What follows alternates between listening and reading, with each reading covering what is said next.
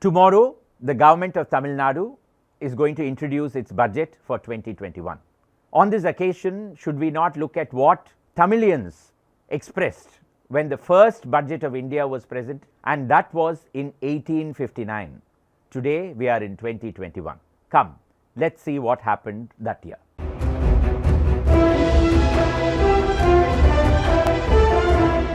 It was in 1859 that India first had a finance budget, and that was because of the First War of Independence or the Sepoy Mutiny.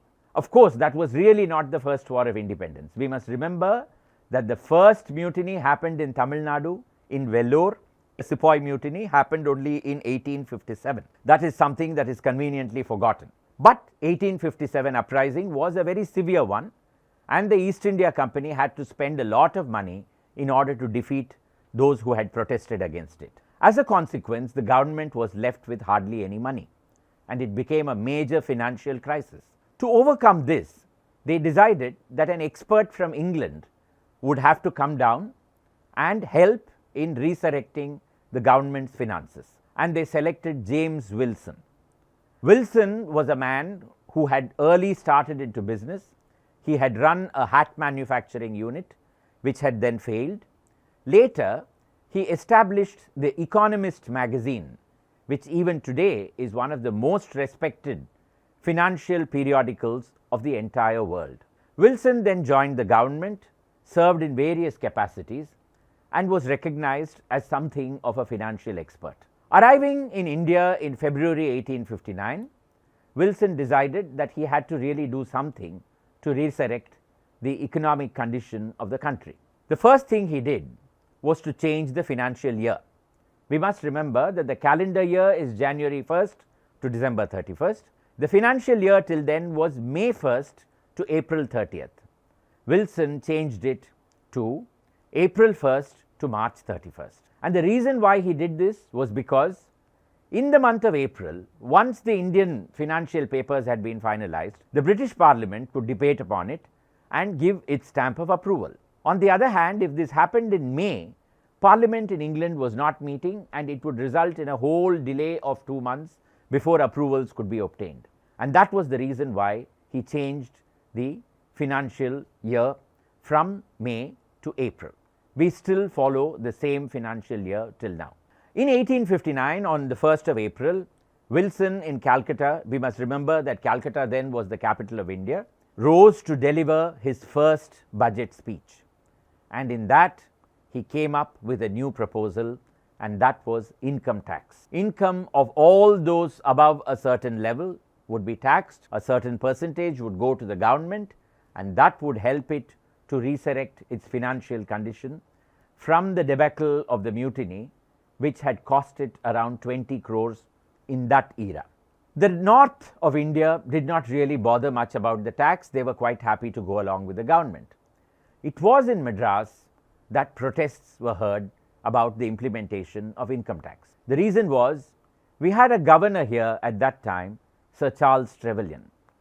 Trevelyan and Wilson had worked together in England, and there was a certain amount of ill will between the two, and Trevelyan did not consider Wilson to be a great financial expert. He therefore, it is very likely, incited the businessmen and the zamindars of Madras to protest against the implementation of income tax. A meeting was called for in Pachayappa's Hall on NSC Bose Road, a building that still stands today. And it was there that the landholders and the businessmen of the city expressed their disapproval over the implementation of income tax. Trevelyan also expressed his support and wrote a letter to the Viceroy in Calcutta. This was delivered over the telegraph, and at the same time, copies of it were leaked to the press in Madras. The next day, even before the government in Calcutta could react, the press had begun to cover it and publish articles. It became a huge embarrassment for the government, and the general feeling in Calcutta and London was that Trevelyan had exceeded his brief. He was asked to submit his resignation, and he was called back to London. Wilson, in the meantime, began to work on the implementation of the tax. But life in India was not easy. People fell ill and died over the smallest of causes, and Wilson became a victim of dysentery, and very soon it became clear that he was dying. The Viceroy, Lord Canning, called on him, and it is said that Wilson's last words were to hold on to Canning's hands and say, "Take care of my income tax." He then died. His successor, Samuel Lane, was clearly not capable enough to implement income tax, and the government began to worry about who could be capable of this. They pondered over the matter, and finally they decided that they would bring Sir Charles Trevelyan from London to become the finance member, Government of India, and implement the tax. In politics, these things happen. People express opposition to something, then finally end up implementing the same thing. And so Trevelyan came down and made a success of the income tax, which is why income tax is even today an integral feature of our lives. Trevelyan incidentally has two memorials to himself in this city. The first is Trevillians Basin Road.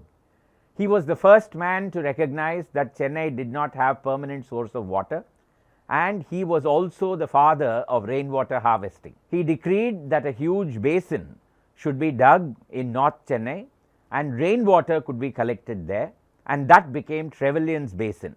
There is no basin today, but the road remains, and next to it is Basin Bridge, the station which still remembers the basin that is no longer in existence. In Victoria Public Hall, which is just next to Central Station, there is a fountain, and on that fountain there is a medallion with Trevelyan's face carved on it. The fountain was because he was the man who recognized that Chennai needed a permanent source of water, and in gratitude they had his face carved over there. You can see it even now.